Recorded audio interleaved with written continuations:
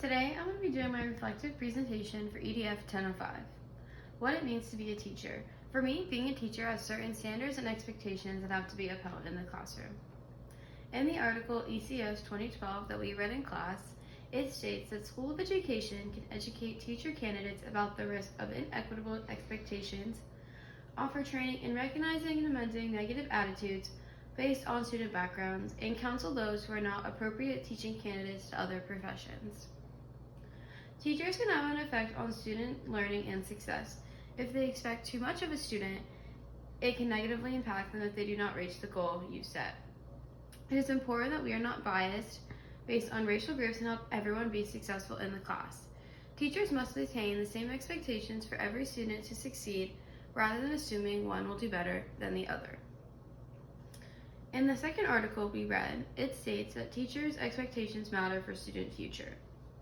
Teacher expectations differ by racial groups in a way that puts Black students at racial achievement gaps. We must be unbiased when we set expectations for the students, which is why treating each student equally and the same. In the first video journey, the video of the second grade vocabulary lesson showed certain teacher expectations. One of hers was engagement. She had the kids standing and being active when learning about vocabulary, and this can help with kids with ADD or ADHD. In the second grade narrative lesson, teacher helps students come to a conclusion without moving on from them and helping them come to an answer. In my micro teaching lesson, I did something similar with my group, is that I gave them time to work out a problem and helped them come to the answer instead of just moving on from them. Another thing that it means to be a teacher is your classroom management. In the Ferlanzo 2019 article, Dr. Silva states that every decision about the classroom, from seating arrangements and bulletin boards to rules and procedures to instructional techniques and testing policies, can be classified as a part of classroom management. Every little detail to go into making the perfect classroom. The intersection between planning, management, professional responsibilities, and effective instruction all correlate to a positive learning environment. High-level practices are another way that you can implement a good classroom management.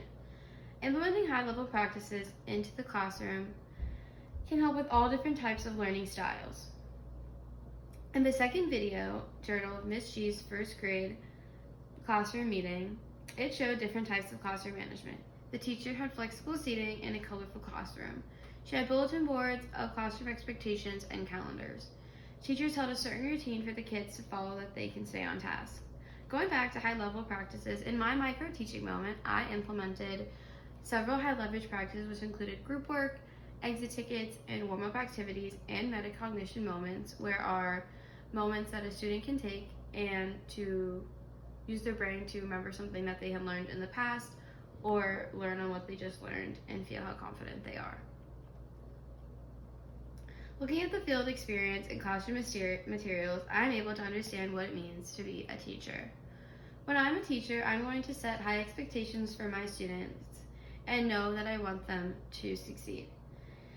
If my students feel that I want them to do well in class, they will try harder. I can implement positive affirmations and help students who are struggling.